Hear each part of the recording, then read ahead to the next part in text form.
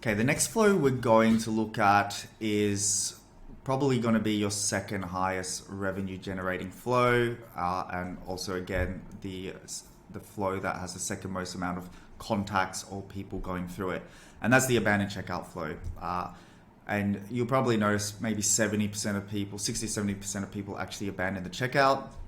It can be for multiple reasons. They don't have their credit card on hand. They're getting distracted by kids, having to cook, work, 1,000 notifications going off. A lot of people do online shopping while they're on the toilet also. So that's another reason why people don't end up checking out. They got to finish their business, get out, and then they forget, I got to check out.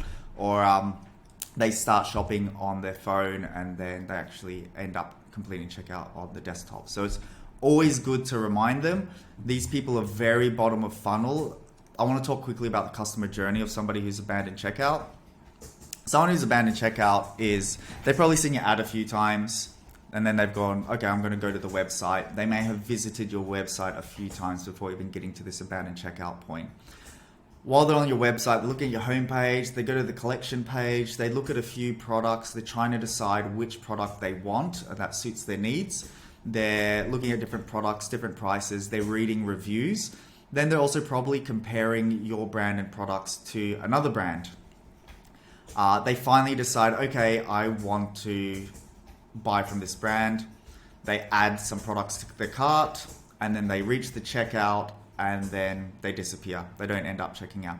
So from a customer journey standpoint, that's a lot of time and energy somebody has actually committed to your brand to get to that point. That could take somebody an hour, maybe even more. I'm pretty crazy when I'm shopping. I look at so many different brands, read way too much into reviews before I make a purchasing decision. It can take me hours until I go, okay, I want to buy from this brand. So as you can see, these people are very bottom of funnel. They're ready to buy, right? So the first two emails, they just have to really be simple reminders. Do not give away any margin. Don't do any discounts, percentage or dollar offs. These are full price buyers. So you have to be, the timing of when you show them discounts and who you show it to should be very smart. So the other thing you always want to do with the abandoned checkout is place order at least once. So people, if they're a current customer of yours, then they're going to be full price buyers. They've bought from you before. They've probably bought with a discount. They've obviously enjoyed your product and had a good experience with it because they've come back and they've nearly checked out again. So you don't want to teach them to wait for discounts and be discount buyers. We don't want to condition them to do that. So if they are a customer, we put them down one path where we don't show them any discounts. And it doesn't have to be 2 emails. It can be more, but just make sure you're not showing them discounts. If it's somebody who's never bought from you, then you put them down this path. Reminder, some social proof, and then last chance to get your incentive. Now, checkout started. Of course, some flow filters, right? Placed order 0 times since starting this flow. This one you can change depending on how aggressive you want to be.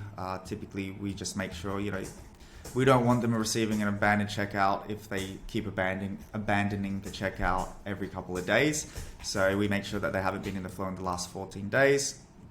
Also, depending on your subscription program, if you do subscribe and save, and what the customer journey looks like, you can also exclude people who are on subscription. But you don't have to. It just really depends on how you want to set up your marketing. So we wait at 1 hour after they abandon checkout. Once again, excluded equals true. If someone's abandoned checkout, all they should be seeing is abandoned checkout emails. They shouldn't be receiving random campaign emails, diverting their focus and attention, thinking about different things. It's like, hey, you've got something in your cart, you nearly checked out, just go and check out because they're that close to checking out. So the first one is just a first reminder. Second one is, of course, the second reminder, still at full price. Maybe you could talk about FUDs, which are fears, uncertainties, and doubts. The third one, we try and use social proof, so product reviews. And then the last one is, of course, hey, you've got 24 hours to use this incentive if you want to use it or not. So now let's have a look at some email examples of what these can look like. Because a big thing about a lot of these, especially like abandoned checkout and browse abandon and even site abandon, you don't want to, you can be templated in the start just to, get this lost revenue, but really you want to make things a little bit different and not, stand out from the noise, not look like everybody else, where you're just like, hey, you left something in your cart, go check out, or hey, we saw you looking at this product, go check out. So let's look at a few different ways you can do it. Cool. I really like this one from Chubbies. It's not like crazy full designed or anything, but it's kind of like, instead of saying, hey, you left something in your cart, check out, it's like, please allow me to transport you back to your internet shopping cart. I'd be happy to, right? And then also, nice, funny copy. Allow me to provide the service taking you directly back to your shopping cart free of charge. And then teleport to your cart, right? So it's not the same boring old abandoned checkout email that you typically see. And another one from Chubbies, once again, actually recognizing other type of abandoned checkout emails, right? Yeah.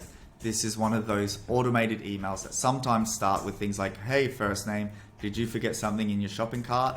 Well, Sophie, I did some snooping and found out you indeed left some items in the radically awesome cart. And what was that? I will never forget you. I could never forget you, right? At the end. This one by Made Well. Very simple, very short, very direct, but using a little bit of smart copy. These look good in your bag, but they would look even better on you. Go for it, right? So instead of like the usual, like go back to your car or whatever, it's like you're like motivating them, being their cheerleader, go for it. So awesome one by Pros, ready when you are. I would probably use this one more as like a second or third email and not the first one.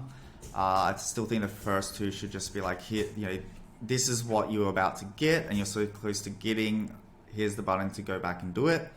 But this would be great as maybe a second, third email. And once again, this email could have said something like, you left some items in your cart, but that simply wouldn't be true. Why? Because each and every Pros formula is custom made to order based on the results of your consultation, right? And then it goes, make my custom formula. Really smart, especially for a skincare brand to do something like that. All right, now we're looking at the second abandoned checkout email, right? Which we call the FUDs, right?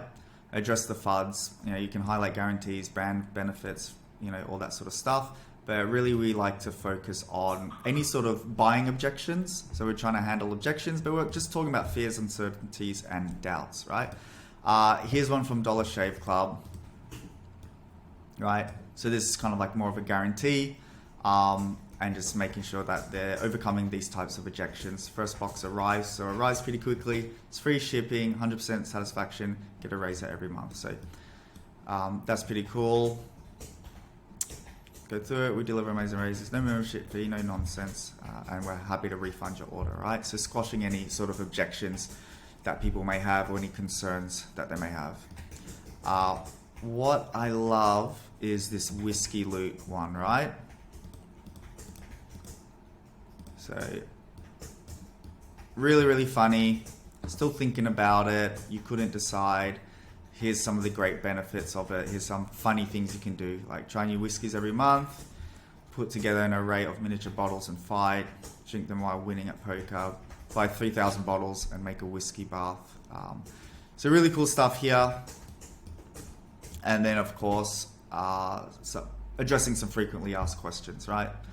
How many bottles do I get? What else comes in the box? How do I skip? Still have a problem. So, making sure they're not feeling like locked into anything, because I believe this is like more of like a subscription also. So now we're looking at the third email in the flow, which we do like to use with social proof and also a good time to give an incentive. So really we're just trying to build trust using voice of the customer. So this one by Dollar Shave Club, just using reviews, right? Review, and picture. So perfect. And then there's this Exa Beauty email. Yeah. Simple. Get 10, shop now, and then using some reviews to build trust. Then the last email, keep it simple. It's the discount. Typically you do want to just use some urgency and like, hey, there's this discount here, but you have only a certain amount of time to use it now. So there's just one from Recess. Once again, keeping it simple. Embrace your true self, take 10% off. This is what was in your cart. I'm ready. And then that is it. I would also recommend for people who are customers to make the copy in these two emails different to prospects or non-customers, so they actually get a different experience. They don't feel like they're just getting the same emails again and again. I would also highly recommend to use the placed order at least once, so you're splitting up prospects and customers as opposed to, you know, order value in the cart and things like that. You can do that, but I think you should start with this first. Just save margins. This is the most important thing to focus on when you start out. And then we wait 2 days, let them chill out, and then exclude equals false once again.